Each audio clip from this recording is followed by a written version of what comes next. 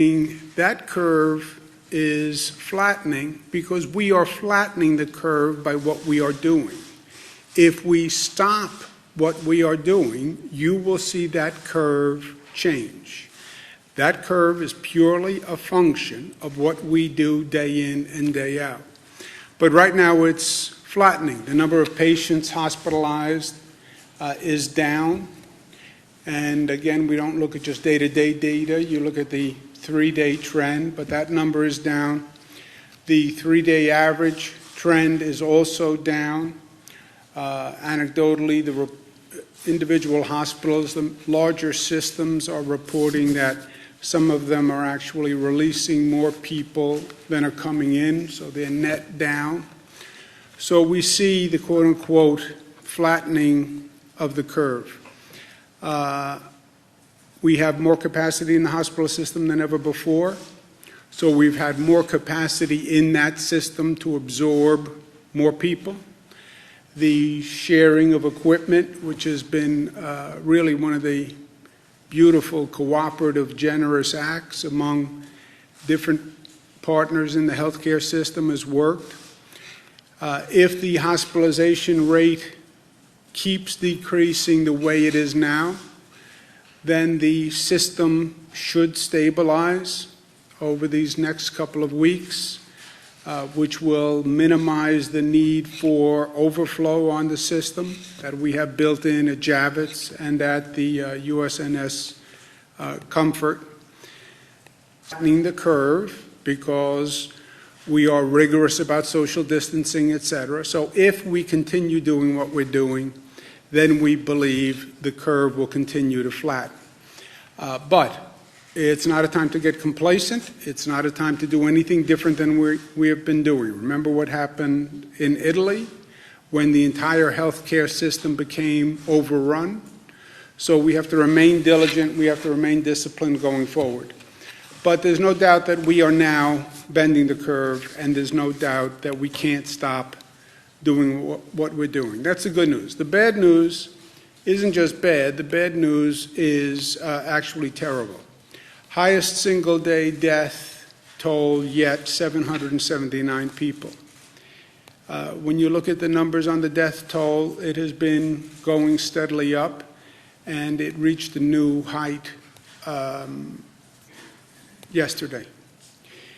The number of deaths, as a matter of fact, the number of deaths will continue to rise as those hospitalized for a longer period of time pass away. The longer you are on a ventilator, the less likely you will come off the ventilator.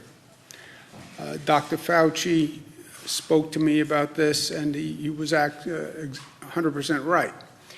The quote-unquote lagging indicator between hospitalizations and deaths. The hospitalizations can start to drop. The deaths actually increase because the people who have been in the hospital for 11 days, 14 days, 17 days pass away. That's what we're seeing. Hospitalizations drop and the death toll rises. I understand the science of it. I understand the facts and the logic of it. But it is still incredibly difficult to deal with. Every number is a face, right? And that's been painfully obvious to me every day.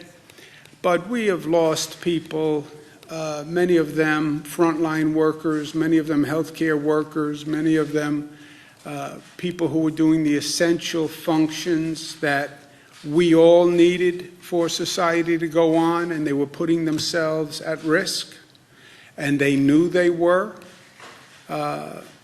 Many of them vulnerable people who this vicious predator of a virus targeted from day one. This virus attacked the vulnerable and attacked the weak. And it's our job as a society to protect those vulnerable. And that's what this has always been about from day one. And it still is about Be responsible, not just for yourself, but to protect the vulnerable. Be responsible because the life you risk may not be your own. Those people who walk into an emergency room every day and put themselves at peril, don't make their situation worse. Don't infect yourself or infect someone else so their situation becomes more dangerous. Just to put a perspective on this, 9/11, which so many of us lived through in this state and in this nation, 2,753 lives lost. This crisis, we've lost 6,268 New Yorkers. I'm going to direct all flags to be flown at half-mast in honor of those who we have lost to this virus. Big question from everyone, from my daughters, I'm sure around most people's dinner table. When will things go back to the way they were? I don't think it's about going back. I don't think it's ever about going back. I think the question is always about going forward. And that's what we have to deal with here. It's about learning from what we've experienced, and it's about growing, and it's about moving forward. Well, when will we return to normal? I don't think we return to normal. I don't think we return to yesterday, where we were. I think if we're smart, we achieve a new normal. The way we are understanding a new normal when it comes to the economy and a new normal when it comes to the environment. Now we understand the new normal in terms of health and public health. And we have to learn just the way we've been learning about the new normal in other aspects of society. We have to learn what it means, global pandemic, how small the world has actually gotten. Someone sneezes in Asia today, you catch a cold tomorrow. Whatever happens in any country on this globe can get on an airplane and be here literally overnight. And understanding this phenomenon and having a new appreciation for it, how our public health system has to be prepared, and the scale to which we need a public health system. Look at the way we're scrambling right now to make this work. We have to learn from that.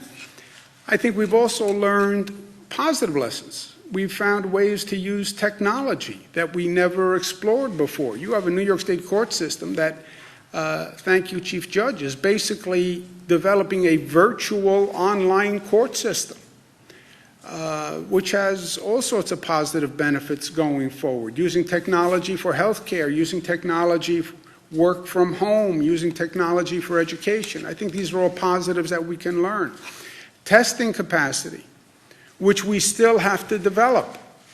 That is going to be the bridge from where we are today to the new economy, in my opinion. It's going to be a testing-informed transition to the new economy, where people who have the antibodies, people who are negative, people who have been exposed and now are better, those are the people who can go to work, and you know who they are because you can do testing. But that we've all developed a sense of scale over the past few weeks in dealing with this. There's also lessons to be learned. Why are more African Americans and Latinos affected? We're seeing this around the country. Now, the numbers in New York are not as bad as the disparities we see in other places across the country, but there still are apparently disparities. Why? Well, comorbidity, I understand that, but I think there's something more to it. You know, it always seems that the poorest people pay the highest price. Why is that? Why is that? Whatever the situation is, natural disaster, Hurricane Katrina, the people standing on those rooftops were not rich white people. Why? Why is it that the poorest people always pay the highest price? But let's figure it out. Let's do the work. Let's do the research. Let's learn from this moment, and let's learn these lessons, and let's do it now. We're going to do more testing in minority communities, but not just testing for the virus. Let's actually get research and data that can inform us as to why are we having more people in minority communities, more people in certain neighborhoods. Why do they have higher rates of infection? I get the comorbidity. I get the underlying illness issue. But what else is at play? Are more public workers Latino and African American who don't have a choice, frankly, but to go out there every day and drive the bus and drive the train and show up for work and wind up subjecting themselves to, in this case, the virus, whereas many other people who had the option just absented themselves. They live in more dense communities, more urban environments. But what is it? And let's learn from that, and let's do it now. I'm going to ask our SUNY Albany Chief, Dr. Javidan Rodriguez, to head an effort to do it right now. We'll do more testing in minority communities now, with more data research done now. So let's learn now. Department of Health will be doing it along with Northwell. But let's learn these lessons now. We're also going to make an additional $600 payment to all unemployed New Yorkers. The federal government says they will reimburse us for it, but people need money now in their pocket. So New York will be doing that immediately. We're also extending the period covered by unemployment benefits for an additional 13 weeks, goes from 26 weeks to 39 weeks, so that should be a relief. On voting, I've seen lines of people on television voting in other states. This is totally nonsensical. God bless them for having such diligence for their civic duty that they would go stand on a line to vote, but people shouldn't have to make that choice. And where, by executive order, all New Yorkers can vote absentee on June 23rd, primaries coming up. I want to say thank you to the many places and people who are working with the state of New York. Mercury Medical donated 2,400 BiPAP machines.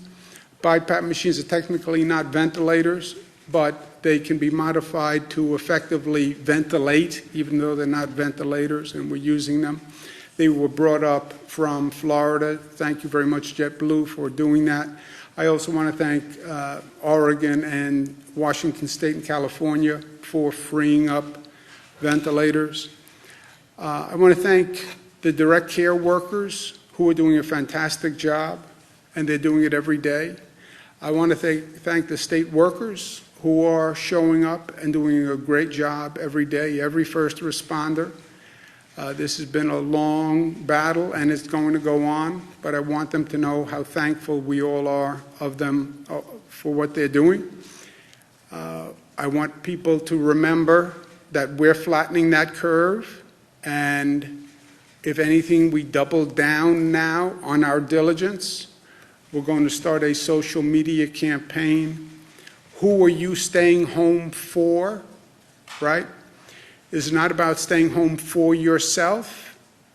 Stay home for others. Stay home for the vulnerable people who, if they get this virus, are in a really bad place in life.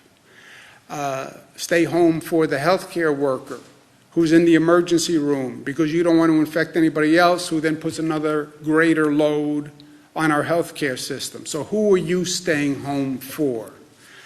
I'm staying home for my mother, but everyone, it's not about just you, it's about all of us. So who are you staying home for? And we'll start a social media campaign that does that.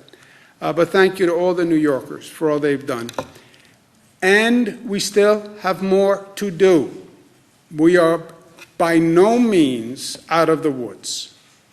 And do not misread what you're seeing in that data and on those charts. That is a pure product of our actions and behavior. If we behave differently, you will see those numbers change. I just doubled the fine on disobeying the social distancing rules.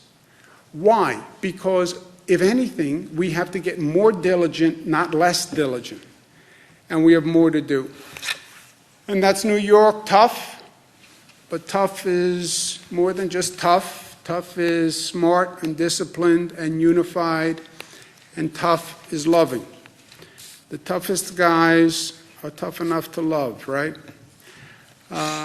Last point, our brothers and sisters in the Jewish community celebrate Passover tonight. We wish them all a happy Passover. The Jewish community across this country, the violence that they have seen, even in this state of New York that has such a large Jewish population. So we wish them all well on Passover. And the message of Passover, I know, helps me today, and I offer it to others to consider. Passover says we remember the past, we learn from the past, we remember the lessons of the past, we teach a new generation those lessons. But there's also a message of hope in Passover. Next year in Jerusalem, next year in Jerusalem, next year the Promised Land, next year will be better. And yes, this has been a difficult month. We'll learn a lot, we'll move forward, and we'll be better for it. Questions? In New York City, 75% of frontline workers are Black and Latino. We're talking about grocery store clerks, people who work in public transit, childcare. Is it time to scale back some of these grocery stores that are open or some of these businesses that are still open at this point to try to bridge that gap? Yeah, the question is, many of the essential workers, public workforce, tends to be African American and Latino. I think that's probably right. I don't know the statistics, but I think that's probably right. I also believe the frontline workers do have a greater exposure than most people. I think that's one of the things we'll find when we do this research on why is the infection rate higher with the African American community and the Latino community. Again, the disparity that we're seeing in New York is nothing like what you see in other places across the country. But I think it is something that we have to understand. I don't think we can reduce the essential services. You know, we're down to basically food, pharmacy, basic transportation, which frankly is more for our essential workers to get where they're going. If you didn't have public transportation, you couldn't have those healthcare workers showing up, you couldn't have the grocery workers showing up. So I don't think we're in a position to say eat less or use less drugs or use less healthcare. I think we have to get through this now and then learn from it and see what changes we can make in the future. Do you think the state was slow? Excuse me one second, Karen, just Bernadette. Was the state slow to shut everything down? Did New York Pause come too late? Do you guys wish that you had started reducing the workforce, shutting down businesses, et cetera, sooner, especially considering San Francisco had shut down prior to New York? Do you think that New York was late to act? No, I think New York was early, and I think the actions we took were more dramatic than most, and frankly, were criticized as being premature. So no, I think if you could rewind the tape, you'd have to go back to last November, December. What was going around, what was happening around the world, and what was the effect going to be here. My point about, global pandemics, we're watching China, we're watching Italy, we're watching other countries. Well, extrapolate from that on a national basis. What was the first part of your question, Bernadette? Just wondering if you think, should you have shut down the schools? There's a conflict between the city schools, de Blasio and you were having that debate over should we shut them down, also bars and restaurants. Should any of those actions come further? There wasn't a instead of debate. Incremental? There wasn't a debate. I made the decision to close down the city schools. I didn't have a debate. There was a debate about closing city schools, and people thought I closed the city schools prematurely. That was the ongoing debate. But no, I think, look, if anything, in retrospect, it shows what we did is right. I'm sorry, Karen. I'm sorry. On the June 23rd voting, do you envision polling places being open? As you know, many of the poll workers are older workers, or would everybody be voting by mail at that point? I think we're just saying absentee voting is an option. We don't say it's a necessity, right? We're saying absentee voting is an option. We're saying that temporary illness provision of the absentee voting will include the risk of contracting COVID-19, and I think we're going to take a wait-and-see approach as we get closer on whether or not any polls should be open. Peconic Landing has been releasing COVID data to the public, but many other nursing homes aren't. Should all facilities do so? Do you understand that question? Naponic Landing? Peconic Landing in the community on Long Island that's been seeing the high number of COVID Peconic cases. Landing is a nursing home that has been releasing data. Should other nursing homes be releasing data, is the question? Should all nursing homes or any nursing homes? So we are tracking the nursing homes, and we want to protect the privacy of the individuals in the nursing homes, and we do defer that back to the homes themselves, so that particular place has released data, but we do track it.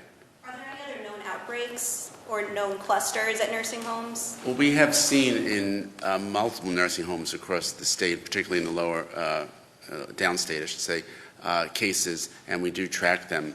Some of them are as a result of one person who is there, and others have gotten infected, so we are looking at that closely. Is there a way for the public to know about that? Can't the state release the list of nursing homes with a high number of COVID patients like other states and countries have? Well, again, it goes back to the fact that the nursing home is, in many ways, where they live. It's not like where you go into the hospital and then you can leave the hospital. So we try to protect their privacy a little bit more.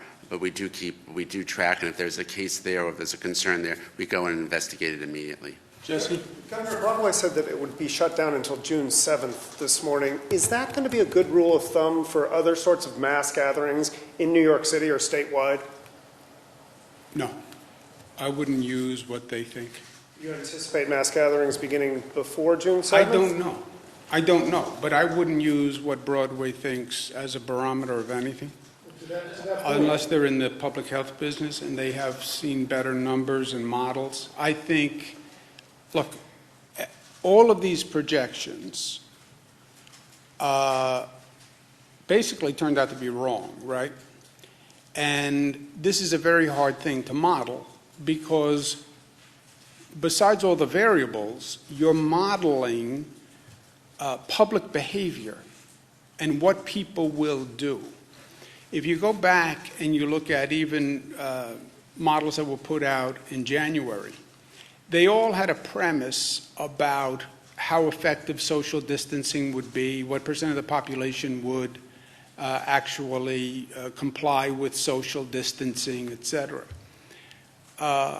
And they have turned out to be wrong. But I think, Jesse, they can be wrong either way, I'm more worried about people saying, oh, well, the number of cases is coming down. It's now safer. It's not. It's not. I'm more afraid of the number changing and the curve changing because people read something into it that's not there. If you reduce that compliance on social distancing, you'll see those numbers go up within days. Literally go up within days. So, no, I take it one day at a time, look at the data for the day, look at the numbers for the day, and then make a decision. Well, 2 weeks, look, we only went to April 29th, right, with the school closing. We extended everything until April 29th on the school closing, New York pause. Even that's a projection. I wouldn't go past that. Yeah, but what about other areas of the state? We obviously see concentrations on Long Island, Edina, downstate, and Hudson Valley. but there are other places where we haven't seen these cases. Do you foresee opening schools, opening non? You haven't seen these cases yet, Jimmy, and be careful of tents and be careful of counting our chickens before they hatch. We haven't seen cases yet. We are in the midst of this. Don't start doing a retrospective like it's over, because that's the attitude we have to avoid. You will see more cases in upstate New York. I'll bet you whatever you want to bet right now. You will see more cases on Long Island. I'll bet you whatever you want to bet right now. So we're not through it. It's not over. We are in the midst of it. We have some good news in that what we're doing is working. And by the way, we've all been killing ourselves, right? One way or the other. Isolation, the work of the healthcare system has been phenomenal. People working 24 hours a day, people exposing themselves. The good news is that's showing a benefit and flatten the curve at a lower rate than almost any of the models were projected, okay? That's the good news. But we are still in the midst of it. And the bad news, the terrible news is, look at how many lives we lost. I mean, it is breathtaking. So the next time we want to think about, we're getting a little complacent, a little cavalier, look at the number of people we've lost. Remember that before you decide to go out of the house because you have cabin fever. But what sort of metric, what metric would you be looking at, or Dr. Zucker, or any of you, to make that sort of decision? What would be the tipping point, so to speak? Look at the infection rates, Jesse. That number has to come down on the other side of the mountain. The number of new cases going into a hospital, the infection rate has to come down to a point where you believe the isolation of the vulnerable, the other measures we're taking, is enough to start to reopen. And then how do you reopen? It's not just going to be about Broadway theaters. Before you go to Broadway theaters, people are going to say, when can I go back to work? When can I go back to school? When are the other essential services going to open? You know, before they go to a play, there's going to be a lot of other questions that they're going to ask. And that's going to be a function of numbers. Frankly, I would like to do that on a regional basis with Connecticut and New Jersey, because this is a regional workforce. So I stay very close to Governor Murphy and Governor Lamont on those decisions. I don't believe in these geographic distinctions in these situations, right? There is no New York City. There's New York City, there's Nassau, there's Suffolk, there's Westchester, there's Rockland, right? The virus doesn't stop at a border, and these decisions are regional in nature. So now, Broadway obviously is a microcosm, but the overall decisions are all in a regional context, and I think it's going to be the numbers, and when are the numbers low enough that it is safe. But that number necessarily wouldn't need to be zero, is what you're saying. It could just be low enough. Yes, Right. yes. I don't think it has to be zero. I don't think it. Look, it may never be zero. It may never be zero, and you have to watch this. You know, when will we go back to normal? You think there's ever going to be a morning that I wake up again in my life not worried about this in the back of my mind? You don't think we're all going to worry about now, is there a second wave? You don't think we're all going to worry about now when somebody sneezes in Asia, how long until that cold comes here? No, but I would not, zero, I don't know that we ever get back to zero. Doctor, you want to mention something? I concur 100%. What about hospital capacity? Are we? Well, let's just go ahead. Governor, we're hearing that hospitals in Queens, that they don't have the blood gas machines or cartridges, which are critical for operating them. Also, if hospitals do have ventilators, do they have enough operational technicians to operate them? Do they have enough operational technicians? They must, because somehow they've been working. I don't know what the exact operating technician is for a ventilator, but I have not heard that. I've talked to all the hospitals every day for the past couple of days to find out what's going on, what they need, and the heads of large hospital systems. Nobody's mentioned that to me. We have over 100 hospitals on the phone, so. What was the first part of your question? Blood gas machines or cartridges. Blood gas machine cartridges. Yeah.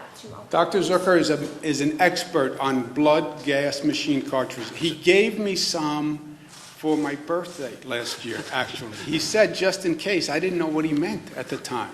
And now I know. And he's going to give me a ventilator this birthday, so I'm going to put it all together. Go ahead. You want to ask the So blood those gas? are part of the supplies to run the point-of-care testing, which is a blood gas, the lab test that we do at the bedside. And if there is a decrease in supplies, we are looking into all of them to get them to the hospitals that are needed. I knew that answer, by the way. I knew what a blood gas cartridge was. I wanted the doctor to be able to. Hospital capacity, you had projected 110,000 beds. It sounds like if we're nearing the apex or at the plateau, whatever, what number do we have? What do we need these temporary facilities? What are the updates on those numbers? Both in terms of ventilators, Not full, beds, Micah, you're right. We are, that's my whole point. We're flattening the curve now below projected peaks because of our behavior. But again, Jimmy, you want to talk about this in the retrospective. There is no retrospective. You're in the middle of it. If you walk in front of traffic on the way home, yes, you're young, you may have a different life expectancy based on your action. We are in the middle of it. I'm not going to say to anyone, right now you've seen a little flattening. That's all you've seen. You've seen 4 or 5 days of flattening. Oh, it's flat. No, you have 4 or 5 days of flattening. You could have tomorrow morning we wake up and the number is back up. So I'm not willing to say, because it's not true, that any of this is over or anything has been accomplished, because this is just a small snapshot in time where we are. At this rate, we are below projected numbers. Governor, are you worried? Peak projection. What is the number of beds we have now, and what is the number of patients? There is no in new those beds? peak projection. There is no new peak projection. Listen to what I'm saying. Nobody is saying we peaked. We have flattened the curve for this period of time. If you continue doing what you're doing, might one think the flattening would continue? One might think that. But nobody knows. Nobody knows. Are you worried about undercounting in terms of people that may have died at home and not been diagnosed with COVID-19? I think that's a very real possibility. And have you given any thought, or has anyone? We're done looking any at models? other models of counting. Any- But I don't know. No, I have no idea. The question is, if people died at home, might you not have those numbers because they would only come from basically a funeral home? We're looking at other models because right now most of the data we have comes from hospitals and major institutions, nursing homes. So there could be a deviation, no doubt about that. Also impact the hospitalization rate, and couldn't that skew the measurements that you guys have been doing on hospitalizations if there have been that many at-home deaths that have not been tallied and those people have No, not been nobody said there have tested? been that many at-home deaths. Just a question, could there, yeah, there have been, well, people have said there may be people who have died at home who have not been counted. That is a possibility, right. That would never affect the hospitalization rate because the hospitalization rate is the number of people who walk into the hospital, right? That is different than the number of people who have passed away. Right, but if people were dealing with this illness at home and perhaps they had symptoms that would have been treatable, or it would have caused them to go to the hospital. So, like it's confusing because if people are in the hospitals, right, but if someone's at home because they can't go to the hospital, Well, you're how right. do you... If someone Wait. never went to the hospital and just stayed at home and passed away at home, they would never show up in the hospitalization rate. They would show up in the number of deaths. There might be, Jesse's point, there might be a lag in the number of deaths because we haven't fully aggregated all the data from all the different sources. That's possible. I don't know how if it's going to be meaningful statistically, but it's possible. Sure. One more. Are you moving ahead with a temporary hospital? Can I just, I'm sorry. Thank you, Governor. Governor, there is an emergency room physician in New York City, and I'm sure Dr. Zucker would want to comment on this too, who says he's seeing a very high percentage of patients, maybe 70%, die who are put on ventilators. He's thinking the approach is all wrong. We need to rethink the protocol, that these patients might not need the ventilators. They might need oxygen instead. So I think, I can't comment on exactly what they're saying, but the fact is when someone shows up in the emergency room, there's a handful of things that are going to take place. One is the oxygen is an initial therapy that someone needs, but the fact is that if someone's respiratory status gets worse, they're going to need respiratory support. The real question may be, is there other interventions that one can do? And we are looking at what other possible therapies would be out there that could possibly be given earlier, and that's all experimental. Is it possible the ventilators might be doing more harm than good? So the issue with ventilators in general is that if someone goes on a ventilator, and the government has spoken about this before, about how long people stay on the ventilator, the longer you stay on the ventilator, you end up potentially causing damage to the lung. It's a pressure that's being pushed into your lungs, and you're constantly putting pressure into those little air sacs in the lungs. It can damage them, and the high levels of oxygen also can damage your lungs. But the fact is, it's what's called the catch-22 in a lot of ways, which is where you need the ventilator, but if you're on it a long time, it can cause harm. That's why you try to get them off as fast as possible. Is this why it appears Boris Johnson is being treated with oxygen rather than a ventilator? Excuse me? Or in Great Britain? I can't comment on his case, but obviously, because I don't know the information. But when someone comes in, the initial thing to do is to give someone oxygen by mask, and if someone gets worse, then you end up intubating them. What's happened with these patients is that they get worse relatively quickly, and so there's a lot of interventions that have to happen relatively quickly as well. Yeah, I'm not a medical doctor, obviously, but look, nobody wants to put people on the ventilator. I've discerned that much. And I think you're right, the percentage of people who go on the ventilator who never come off the ventilator is incredibly high. I've even heard like closer to 80%. I don't think the ventilator is doing that. I think that's why they're on the ventilator. They're doing the ventilator as basically a last resort. So when they put you on the ventilator, it's because everything else has failed, and that's why the mortality rate is so high on the ventilator. And that's what we're seeing here. That death rate is going up because it's the people who have been on a ventilator 7 days, 10 days, 15 days, and they're passing away. So when we had that big increase in hospitalizations about 10 days ago, 2 weeks ago, that big spike in hospitalizations, what we're seeing is the people who went into the hospital on that day, 10 days ago, 12 days ago, who didn't get better, who was put on a ventilator, is now passing away. And that's what's driving this death toll. And look, that number, what's even making it more depressing and distressing, that death toll probably will be this high or near this high or even higher for the next several days, because it's the coefficient of the high hospitalization rate from 2 weeks ago or so. So when you get up tomorrow morning, the news could be just as bleak. And that's why I'll end where I started, mixed emotions. We are flattening the curve. Thank God. Thank God, thank God, thank God. And thank a lot of good people who have been working very hard.